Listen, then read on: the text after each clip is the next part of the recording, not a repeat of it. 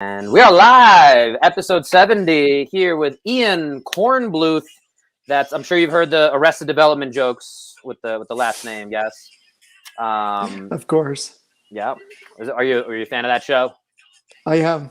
Yeah, great show. I don't know how I feel about that last season. It was a little weird. That extra one they came out. So this is episode 70. We're gonna jump into it. Apparently, Ian was born in Brooklyn. I was raised in Brooklyn, so we got a little No Sleep Till Brooklyn going, Beastie Boys style. Shout out to Jerry Durham, who puts a little Beastie Boys on Twitter every single day, which is phenomenal. But Ian, tell us, you're in Arizona now, and tell us a little bit about your journey and who you are and how we're gonna rock and roll. Yeah, thanks, Bo. So yes, I was born in New York, but raised in Arizona, and grew up out here in the Valley, Phoenix, Scottsdale area, and then after going to high school, college out here in Arizona, then went back east for graduate school, and basically became a physical therapist. And my wife is also a PT. We met in PT school at Rutgers in New Jersey, and started up our own cash practice 5 years after graduating, and just kind of grew it from there. So went from me to some other physical therapists who joined me, eventually became partners with me, and now we have like this shared model where it's all owned by physical therapists and Pilates instructors, and we're going kind of national. We're in three regions right now, so we're just kind of slowly making it happen. And I heard you on Aaron LeBauer's podcast saying you had eight kind of affiliates, branches for that opened during COVID. Is that number still accurate? That was about a year ago that you guys recorded that. Yeah, exactly. We still have 8 locations. Half of them are like kind of your more like, well, nothing's traditional with what we do at Activcore. It's a pretty progressive model. We got a lot of ropes and things that hang from the ceiling. We do a lot of suspension. See it in the back there. Anyone watching on video? Yeah, the same ones behind you. This is just my home gym, but yes, it's a little bit more elaborate setup than that. But it is a bunch of ropes that hang down, and we can offload our clients with bungee cords and slings and so forth. But half of our locations are like those office type settings where you have multiple cash PTs all working together under one roof. And then, the locations that we opened during COVID are all what we call our satellite locations. And that's like one provider within a host site, like a chiropractic center, a Pilates studio, CrossFit gym, kind of that more new age type of model that has come out over the past few years. So we have sort of that half and half hybrid approach, right? So yeah. From what I understand, again, you opened your cash practice back around 2005. Is that right? I opened it back then. Actually, 2004, the first year, I did have a few insurance contracts, and quickly realized that model is not sustainable if you want to do it on a one-on-one basis. So I dropped the insurance contracts. It took me almost an entire year to drop the insurance contract. So by the end of 2005, I went completely cash-based. So, pretty long time now. Yeah.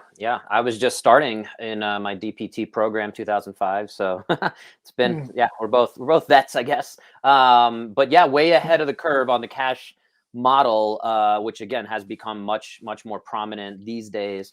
I'm a big fan of it, obviously. I'd love to hear your kind of pitch or elevator pitch. I'm sure you have it dialed down. We hear different versions of this out in the space, and I've had a bunch of people. This is our 70th episode here, and thank you for being the 70th guest. Actually, less because I've had a few repeat guests, but and a few solo casts too. So go back, check those out, folks.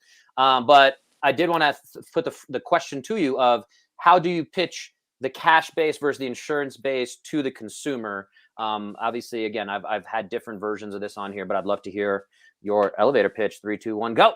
No pressure. We don't typically have to pitch too much. People, immediately know that they're going to get a sort of a unique experience. If you go on our website, all of our social media pages, you see a lot of the ropes hanging down. You already know that it's different, and that typically will sell most people. Somebody who's been through therapy, still experiencing aches and pains, their doctor shrugging that they don't know what to do. Even if they don't know that, we can't guarantee that we're going to get somebody better, but they may just be looking for something different.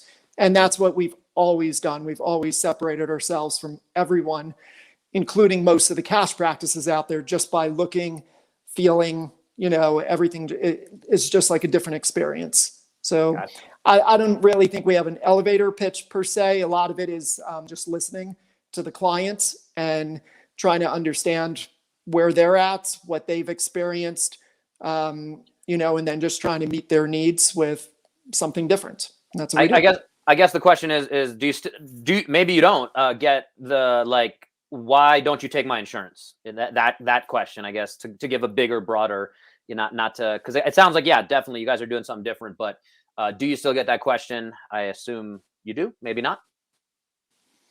To be honest, I'm not in the centers. I haven't been in there in multiple years. I visit our centers. Like I just went to Atlanta for the first time in 3 years, I think. And I go to Princeton every year just because that's where it began. And we have a lot of friends and family out in New Jersey and New York. I go to Colorado a couple times a year, but I'm not in the day-to-day.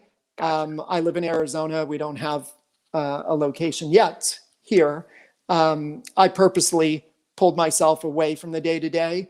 I'm maybe a bit OCD, and I used to be very controlling when I was in the clinic, and I kind of directed that obsession to being out of the clinic and not having my hands in the day-to-day, and giving my team the autonomy, the freedom to practice how they want. So they would be able to answer that question. I really don't know if it comes up that much anymore. It may. I don't know. All good. All good. We'll talk a little bit more about the model you're describing, but I did want to start with kind of your version of the origins of physical therapy, because you want to talk about that, and I'd love to hear it again. That's something that's come up here a bunch of times on my episodes, and it's a fascinating story and how we started, where we are. So I'd love for you to hear your take on all that. Yeah. Well, I don't know if you've heard it the way that I tell it, but in PT school, we learned primarily the origin of physical therapy here in the States. It started with like polio pandemic, World War I, World War II. That's sort of the typical story that you hear, that it was to help injured soldiers, recover from various types of injuries and ailments, and of course people trying to recover from the polio disease. So I look at it very differently. I kind of try to trace things back further, because I'm never really content with a lot of what I learned in PT school. To be honest, I'm always kind of questioning it. I did it back then. I continue to do it. So I started doing a little bit more research and realized that physical therapy as a profession, really started in Sweden and Norway, that part of the world. And it began at least 100 years before I thought it began, when I was taught this in PT school, around like 1800 or a little bit after 1800. And it came from the world of gymnastics. And that PTs were essentially like healers trying to get an athlete back to their gymnastic sport. And so when you think of a gymnast, it's all about like muscle control. And that's why I started, getting really interested in Redcord and techniques like that focus a lot on restoring muscle control.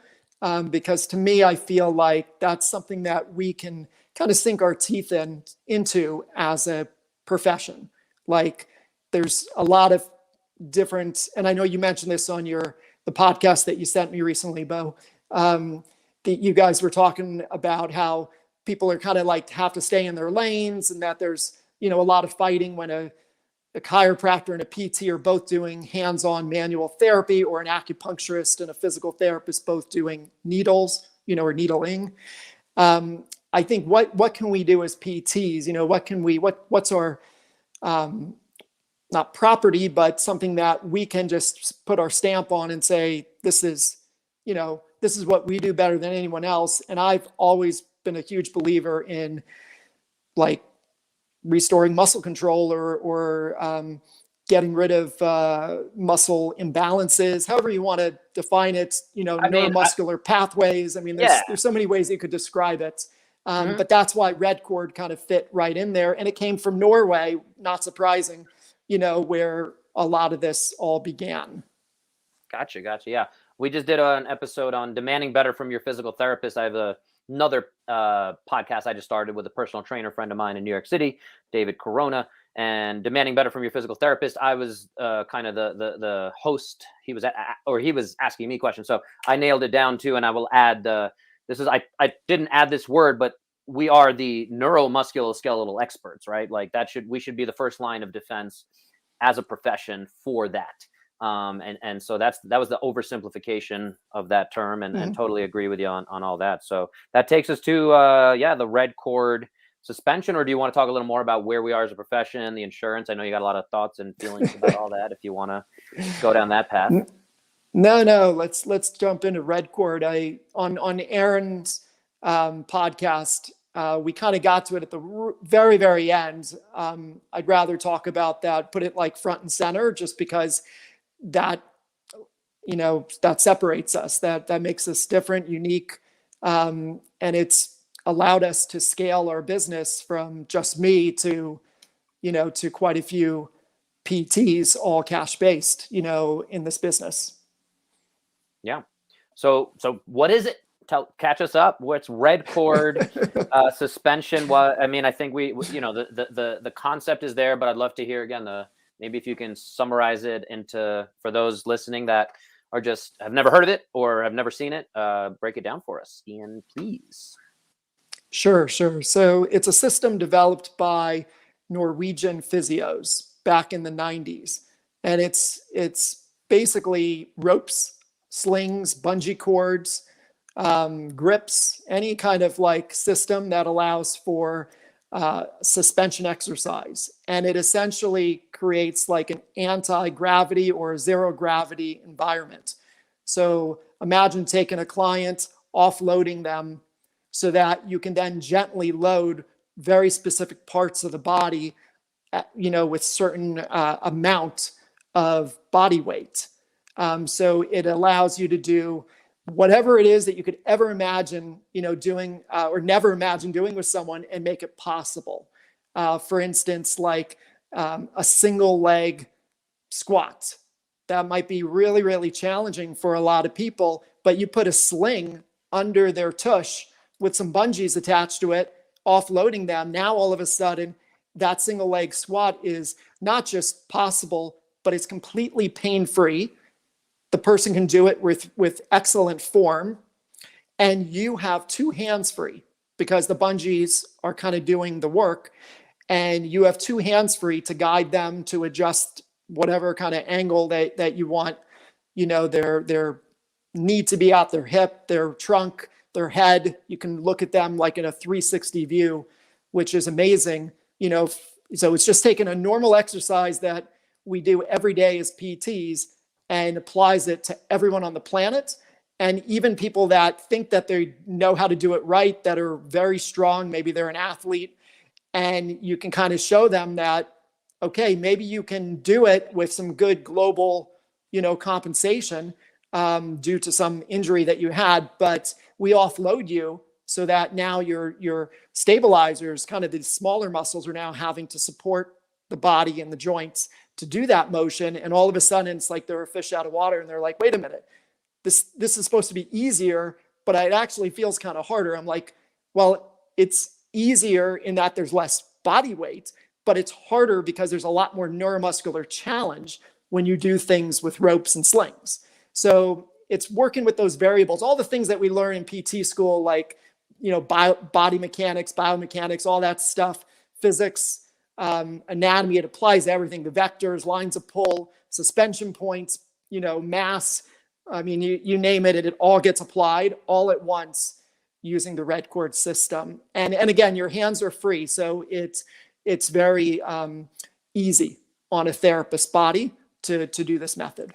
Gotcha. I'm excited. We talked about it as we were setting this up, me coming and checking one out. I haven't been on the system yet, but I guess my devil's advocate question for you here is, I think you can handle it, is how, again, in a more traditional PT setting, alternatives to what you're describing would be just doing a leg press machine, right? You can still load it. Obviously, there's less instability. You have a stable machine. Then you have the Pilates equipment that it sounds like, again, similar kind of philosophy of let's unload, let's challenge you different ways. So it sounds like this is just more of an unstable surface almost. I don't know if it's too far of a stretch to say it's like doing squats on a Bosu ball, where you have that instability. And that's where you have to like find all these kind of higher level challenges. Is any of that accurate? Is that where am I way off?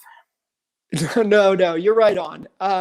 It's those same principles as all these other methods. The beauty, there's a lot of advantages though of doing Redcord, and we do Bosu, we do Pilates, we do a lot of kettlebell work in our centers.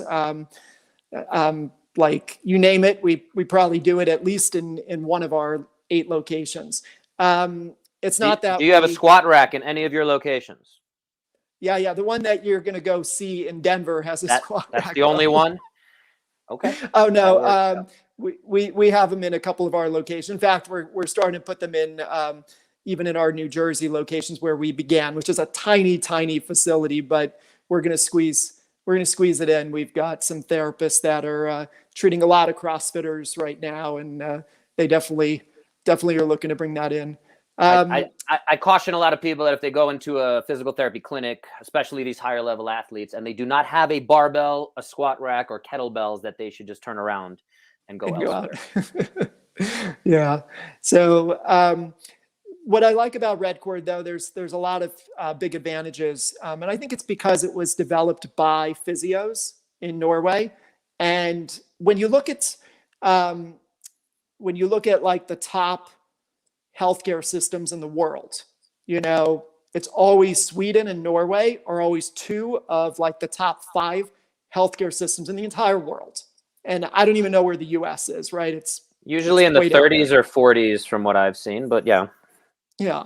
So keep in mind, like, it's not just developed by physios, but physios in the top healthcare systems in the world. So they're pretty progressive out there.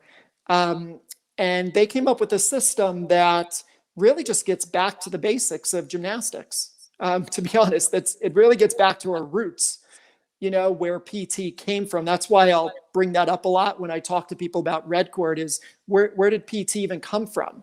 It came from the world of gymnastics. Like, a gymnast is flying around, right, doing all these crazy moves with suspension and like, that's just normal for them. We think of it as or abnormal in the PT world, but you go to Norway and all the PTs are practicing like this, because it's really using all the things that you normally do as a PT or as a fitness trainer. So it's still squats, lunges, push-ups, pull-ups, all the same exercise, bridges and planks, side planks, you name it.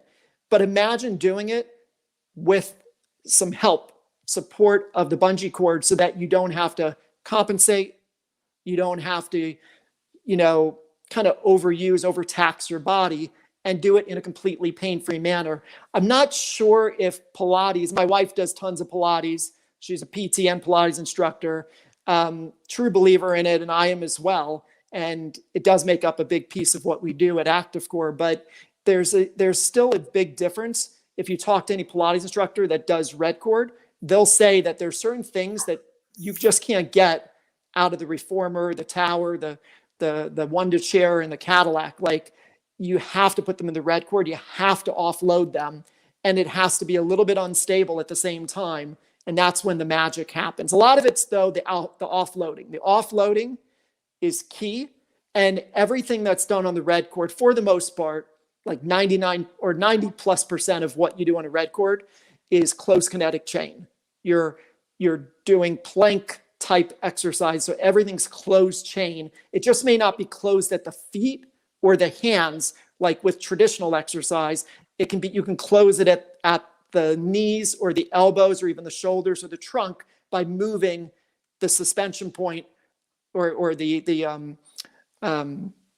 lever arm, shortening the lever arm, move that sling closer toward the center of the body. So there's just things that Redcord, I think, does better in one sense, but then Pilates equipment, yoga, all these other disciplines do better in other things like that, that you may not do in a Redcord. So it's a tool in your toolbox. It just happens to be a pretty big tool in our toolbox, put it that way. Yeah. And I'll just double down on the fact that gymnastics, by definition, is something that every human being should be doing, in my opinion, in my background, especially diving deep down the CrossFit rabbit hole. And I got up to the level 3 certification, all this stuff. But the very simple definition for those listening that might not be, you might think of gymnastics as doing flips and Simone Biles and whatever the controversy is there. I'm not even going down that rabbit hole, but the basic definition of gymnastics is the ability to control your own body. So right. Obviously there's more complicated aspects and progressions and regressions and lateralizations. But at the end of the day, in terms of staying healthier longer, gymnastics is something I plan to practice for the next 50, 70, 90, as long as I can live. And it's something I think every child should absolutely be exposed to and pursue to some extent to build their overall long-term athletic development, if we want to be real fancy about it. So I love that. Have you, in regards to CrossFit gymnastics rings, have you seen the ring thing? Which have you seen that? The ring thing? The ring thing? It's specifically, it was specifically developed. I think it's tied to a brand called Power Monkey Fitness, which is one of the bigger gymnastics companies. Dave Durante, who was I think he was a U.S. level gymnast, on the U.S. national team, Olympian. And he developed that with his kind of exposure to CrossFit, seeing a lot of people struggle and flying around and trying stuff a little too early. Basically, the ring thing, I thought of it with everything you're saying. It's basically... Is that the rope? It's like the thick bands that offload you? Those exist. Those are just bands that can be placed in fancy ways and might snap and hit you. But no, this specifically goes around your like hips and can take 50% of your body weight off or 70% of your body weight off, so that you can practice doing a muscle up, a strict muscle up, whatever the progression of gymnastics inside the rings, whether you're working on an iron cross or any of these skills, which again, for some of you listening, if you're like, I have no interest in doing an iron cross, there's tons of shoulder health benefits. And again, I can't stress enough that if you do these concepts and put it into a complete integrated picture, like your shoulders will never hurt if you do it right. Or if you do too much, you might, that's where people are scared of CrossFit because they see injuries in CrossFit. But again, I would challenge that a lot of times. It's just not done with proper progressions, which is where hopefully, your the affiliates you have, it sounds like they're doing a lot more of this progressive type work where they might be able to scale things back, unload, and say, hey, let's challenge this movement system. And so before we put you back on a barbell, let's get you moving with this Redcord system. So that's awesome. Exactly. That's awesome. Yeah. It's very, very, the way that you described that system or product, the ring thing, the ring thing, the way that you described it though, is very much like how we describe Redcord.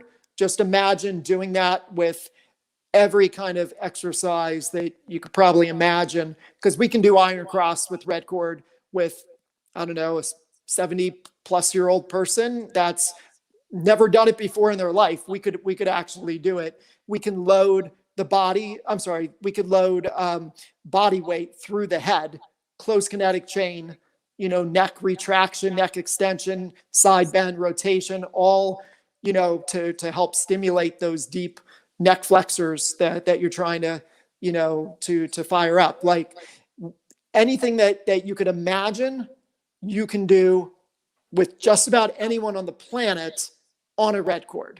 How do I deadlift on a Redcord? Deadlift on a Redcord. That's interesting. Well, again, some things may not. I'm being a little bit, but I'm being a little over the top. You said you could do anything. That's my New York, Brooklyn. You said we could pretty much do anything. So I said, that was the first thing. I'm like, and again, there's all these funny videos of doing kettlebell swings with bands and things like that. And actually, a funny quick side tangent is back in 2011, I think I had the keys to CrossFit New York City when I was a coach there.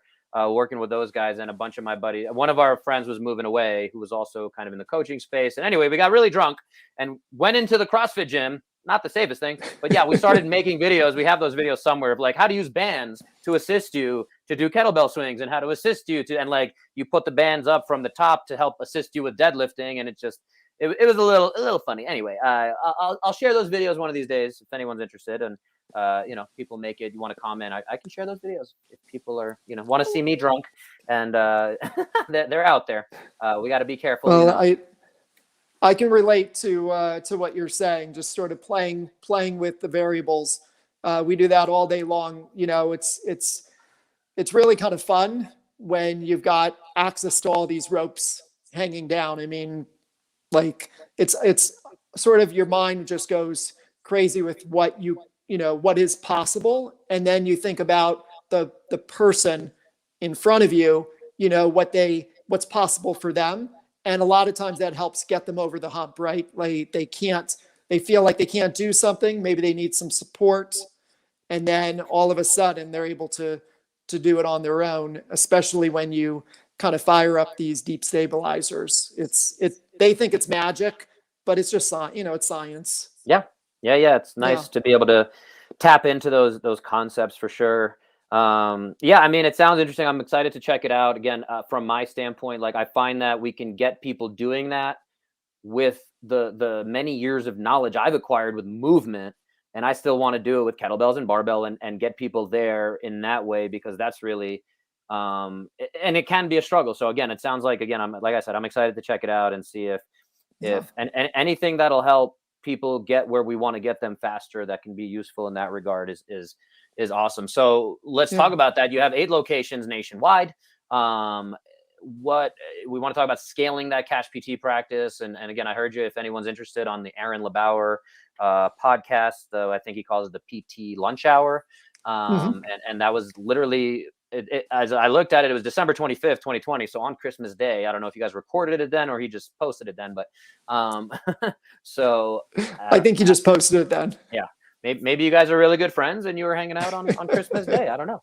But yeah, I'd love to, again, hear about, again, this cash practice model. If there's any clinicians out there listening, again, a lot of PTs out there do get burnt out from the insurance model. Big story going around as of today's posting. Whenever you guys listen or watch this, there was just a story. I'm sure you saw it up in, I think it was Michigan or Wisconsin. There was $20 million of insurance fraud and Medicare fraud that they built a case over like 12 years. Did you see that whole thing? No, but I did not. Something I've heard a lot back in Brooklyn. You had all those, and not to stereotype, but Brighton Beach Russian clinics, and there was a lot of that insurance fraud going on. One of my first jobs I was offered coming out of physical therapy school was, I was like, something sounds a little fishy here. I'm not going to go down this path. And that story, again, is getting circulated around social media right now too, through the physical therapy world. I believe 9 of the clinicians who, weren't even owners or what have you. Obviously there's going to be implications for those owners and things like that, it sounds like, but the clinicians who participated, the argument is obviously it was knowingly fraudulent things going on. So that's where obviously, bottom line is, there's a lot wrong with the insurance space. There's a lot wrong with our physical therapy profession, Medicare, Blue Cross Blue Shield. We can go on and on for days, but the cash practice is and I believe both of our opinions here, a better model for the consumer, a better model for the clinician. And it's just where this field seems to be heading, and definitely would love to hear again how you've been able to incorporate that. You've been practicing it since 2004. So yeah, I'd love anything you can share about, giving us better insights. What maybe again, as an entrepreneur myself in that space, maybe I'd love to. And this is Bono stuff, so I'd love to learn more stuff. Share with me the stuff you know. Well, Aaron's really the expert. I think we all know that with the cash blueprints that he has. It doesn't get any better than that to kind of follow his lead and to be able to fill your schedule. I think where I come in, or maybe my insight, has been focusing on trying to grow beyond myself. And like I mentioned at the very beginning of our call, I went from really trying to control every little thing. I would be, this is before Redcord, I'd be doing a lot of manual therapy. My thumbs were ready to fall off, from doing that. And I'd have like a therapist who I would be trying to fill their schedule. They'd be in the corner twiddling their thumbs, and my thumbs would be falling off, like, treating one patient after the next. They all wanted to see me. And then whenever a patient did go with them, I was kind of right over their shoulder, like, that's not the way I would do it, and that wasn't cool. It didn't allow me to grow. It took years for me to realize that, but I've become really good at that. And now, like I said, I don't even have a location in the Valley of the Sun. I can't even drive to, like, Denver's the closest, it's like a day drive to get there. So are you still seeing patients at this point? No, it's been, I kind of lost track. I've been in Arizona for 4 years. I stopped practicing at least maybe 3 years before I moved out here. So I think we're up to about seven or 8 years since I practiced. I did a demo the other night for a therapist here in Arizona, like on Redcord. We used a facility that I had trained the therapist in Redcord, set them up, and we did a demo the other day. That was kind of the closest I got to treating in 7 or 8 years. But it's all about, systems, creating systems, and finding teammates that will treat the patients just like you do. And while that's it's definitely easier said than done. And a lot of that took years of learning to figure out what it is that a therapist is looking for, to kind of give them that environment, to create an environment that supports that mindset, that they're going to treat it like their own. And some of that is that I set up a shared model with the help of my team, where every therapist that joins Activcore gets put onto a partnership track, so that they get, to be an owner someday, and they'll obviously want to take care of something that they own more than something that maybe they're renting, kind of like a typical employee. And then giving them the freedom to practice how they want to practice. We teach them Redcord, we get them set up with the equipment, but how much they use it, when they use it, like, that's totally up to them. We just provide an environment that supports them to be like the best cash PT that they can be, make the most amount of money, and have the best time doing it, and have teammates around them, and support from someone like me that has been through a lot of the crap that we have to go through as business owners. So, that's, I guess, my insight into scaling a cash practice. A lot of it has to do with that you have to be the type of person that is willing to share. If you're not a sharer, you can't scale it beyond yourself. Like, it just doesn't work. But if you're willing to share, you can actually do pretty well. You can grow up pretty big, like we've been doing. Awesome. Yeah. Just curious here, then that brings me to another question of the 8 practices you have. Are they kind of go into their own direction? You're just so CrossFit uses the affiliate model as well. So you can go to 10 different CrossFit gyms and they could be completely different. They can have a kids vibe. They can have a high level athlete competitor vibe. They could have, just family friendly, like everyone's here to have a good time. We're serving donuts and pizza like Planet Fitness does. So the point is that they're just putting their name out there. And putting out that model of CrossFit. Same thing for you guys with Activcore. Is that how it goes? So we went to the 8 different facilities. We might get 8 completely different experiences, or is there some? Obviously, you're sharing tools, but is there oversight about we want to make sure you're doing low back pain this way or ACL reconstruction this way? Yeah, we're not so much into kind of that franchise cookie cutter, concept. That's not. I don't think that's the right. Not necessarily there, therapist. But not necessarily there, but more of like, these are our best practices. Like, we're open to other ways to treat ACL or work with an ACL reconstruction patient. But so it sounds like, again, similar to the CrossFit model, like you guys do whatever you want. We're just giving you the name. That's right. So we have the cream will rise to the top. They do. We're all trained as PTs. Like, we have a good foundation in movement, understanding the body. I think we're all, for the most part, here for the reasons, for similar reasons, like to help people. That's kind of what it comes down to. And you kind of end up doing the right thing that puts the client first. I just take it to another level with Activcore, where we also put the providers first by supporting them and giving them access to all the tools and methods and things that they feel are best for their specific target market in their region. So, like, I'm not going to tell a therapist out in Colorado or in Atlanta, Georgia, what to do, because they know their market. They're living out there. Just like they're not going to tell me how to do something here in Arizona. Like, they can tell me what maybe has worked and hasn't worked for them, but I know what's going to work for my people, like the people that are here and what they're going to be attracted to.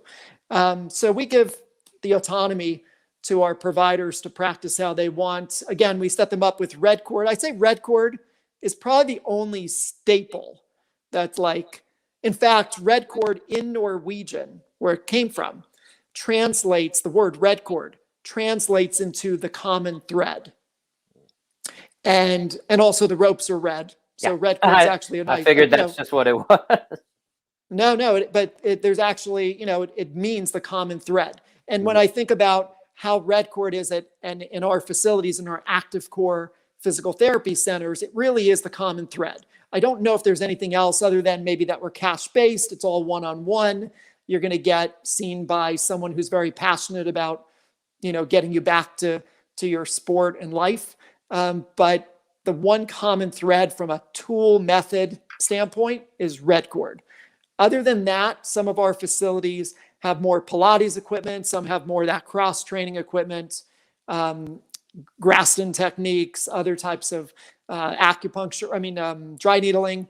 We can't do that in New Jersey, but we can do that in our other locations. Like, it's a little bit of a free for all, but not in a bad way. Like, right. There's structure around it, and I think a lot of it, they all have licenses, that they could lose if they do something wrong. So, and getting back to like what you were saying before about fraudulent billing and stuff like that, like, we don't go for any of that here. This is a very, integrity has always been one of my values. And to me, like, I'm like attracts like people that join Activcore are good people. And we're just trying to do right for the people that we serve. Yeah, sounds great. I love it. Awesome. Yeah. I think we got that's a great picture to paint, and it sounds like a great organization. Thank let's you. be respectful of your time and wrap it up and tell folks where they can find you and connect with you if they'd like to. Yeah, the best way to connect is just go on activecore.com.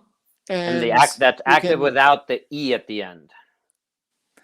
it is ActivCore. It's right here on my shirt. There you go. We actually do own the activecore.com with the E, just in case somebody spells it wrong. There you go. That was important to us Smart. years ago. So activecore.com, fill out a contact form or call any of the phone numbers for any of our 8 locations, and they'll connect you with me. There's your dog we're right not on that cue. big. I heard your dog in the she knows. background there. Yeah. Yeah. She says, we're ready to play. I'm ready to play. Yes. On that note, thank you for your time, Ian. I'm excited to try out the Redcord locally here. I think we have that all started we're going to schedule for the next week or two. I'm waiting to hear from your folks. And doggy, relax. You're going to get walked. You're going to live a lovely life in a few minutes. We're going to sign off, guys. Hope you got 1% better from the conversation. Again, go connect with Ian. If you ever have any questions for me, should be ways to do that wherever you're watching, listening to this. And bye.